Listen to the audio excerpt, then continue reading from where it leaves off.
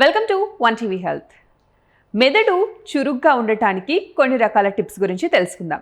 ప్రతిరోజు 7 నుంచి 8 గంటలు నిద్రపోండి. నిద్ర మెదడుకు విశ్రాంతిని ఇచ్చి జ్ఞాపక శక్తిని పెంచుతుంది.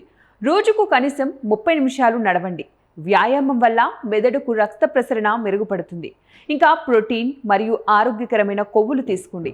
అంతేకాకుండా గుడ్లు, బాదం, వాల్నట్స్, చేపలు, విత్తనాలు ఉపయోగకరం.